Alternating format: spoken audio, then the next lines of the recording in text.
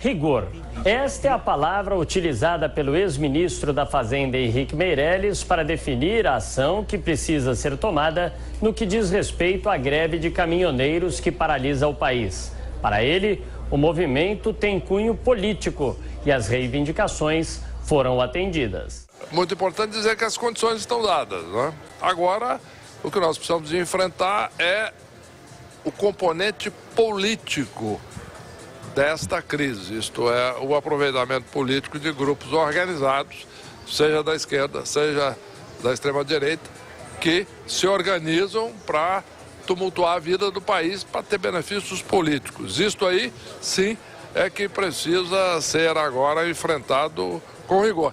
Quando questionado se houve demora por parte do governo para agir sobre o problema, o pré-candidato do MDB afirmou que é uma questão complexa e que prefere não fazer julgamento. É um problema importante. Eu estou agora fora do governo, sou candidato a presidente da República, portanto, eu não quero entrar no assunto. Mas diretamente julgar, não quero julgar. Por quê? Porque é muito difícil, o assunto é complexo. Envolve custos fiscais, envolve questões jurídicas complexas que o governo teve que tomar medidas duras, medidas difíceis, não é? Envolve diversos componentes, por exemplo, falando agora no uso de forças de segurança, etc. Portanto, é um problema muito complexo que eu acho que nós temos que nos abster de julgamentos rápidos e tentar transformar uma questão difícil, complexa, num problema simplista. Meirelles falou sobre a intervenção ou não do governo sobre a política de preços da Petrobras. Eu acho que é importante, de fato, como está sendo feito, a proteção da Petrobras, permitindo que a Petrobras continue a produzir cada vez mais e melhor, mas, por outro lado, fazendo um corte de impostos, como está sendo feito, de maneira a estabilizar um pouco mais e, principalmente, diminuir o preço do combustível agora. O ex-ministro tenta se descolar da imagem do governo e diz que a greve dos caminhoneiros não irá afetar a sua candidatura. Eu acredito que, de uma certa maneira, pode até ajudar, né? Porque deixa mais clara a necessidade de uma ação dura, decisiva, firme e de um governante, a partir de 2019, que implante as reformas que estão sendo feitas, que dê continuidade à política econômica que iniciamos e que, portanto, tenha condições de diminuir as despesas públicas de longo prazo e, portanto, ter condições, ter espaço para diminuir os impostos sobre combustíveis e, inclusive, também outros impostos. Coube ao ex-ministro fazer o encerramento do Fórum Mitos e Fatos, a Jovem Pan, que discutiu o tema economia com diversos empresários, executivos, economistas e especialistas. Professor, e só um recado para os nossos ouvintes. Amanhã nós retomamos as entrevistas com os pré-candidatos. Sim. Teremos entre 9 e 10 o empresário Flávio Rocha e na semana que vem, dia 7, a ex-ministra Marina Silva. Não custa repetir o que já foi dito aqui, né? O senhor Henrique Meirelles imaginou que era Fernando Henrique Cardoso em 1993. E imaginou também, nesse delírio, que Michel Temer era Itamar Franco. Então ele errou 2 vezes. Primeiro, Temer não era Itamar Franco. O governo Itamar Franco foi um governo de pouco mais de 2 anos, né? E que conseguiu mudar a história do Brasil com o Plano Real, feito no governo Itamar Franco. Isso é importante sempre destacar. E sobre Itamar Franco nunca pesou qualquer acusação de corrupção. E quando teve acusação sobre um ministro, como foi o senhor Hargreaves, né?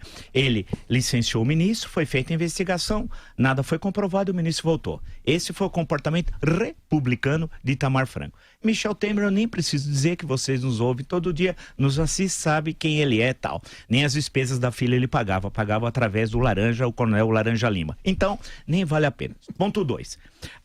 Fernando Henrique Cardoso foi brevemente ministro da Fazenda, foi primeiro das Relações Exteriores do governo Itamar, depois ministro da Fazenda, sem querer sê-lo.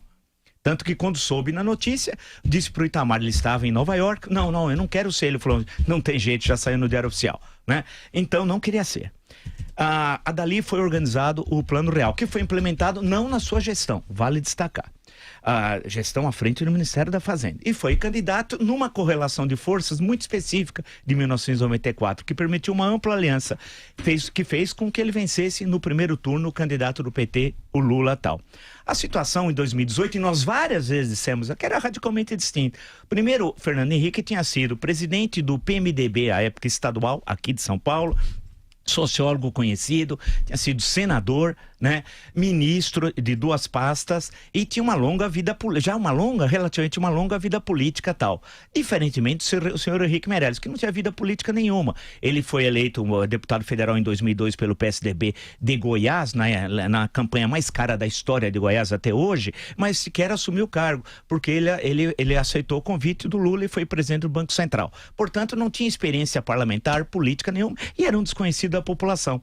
Quando tentaram, veja que nós falamos e os vídeos, os áudios são testemunhas disso, né? Que ele seria candidato, foi falar que ele não tinha possibilidade nenhuma. E ele não gostou, quando eu até fiz uma brincadeira com ele, associando um time ali da Rua Palestra Itália, que era mais ou menos semelhante às possibilidades dele com aquele time e um problema de disputa de título mundial tal. Ele ficou um pouco irritado. Isso faz cerca de um mês, 40 dias, mais ou menos, né?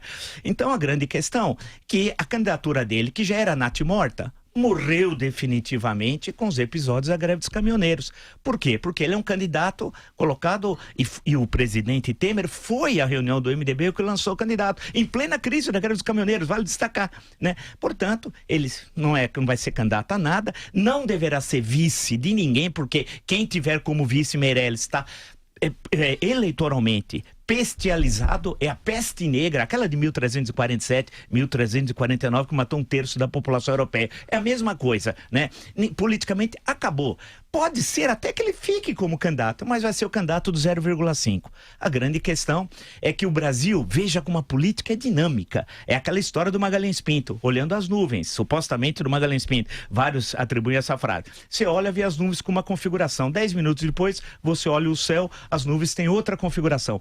Política também é assim. Há uma mudança. A greve dos caminhoneiros é uma ruptura, que nós estamos no meio dela. Não entendemos quão importante ela é, inclusive na questão da luta por direitos, né? E o papel do WhatsApp, etc. Tem uma série de questões que a gente pode destacar, mas não vem ao caso agora. O que interessa para concluir é que a candidatura Meirelles, que já era fragilíssima, hoje ela não existe.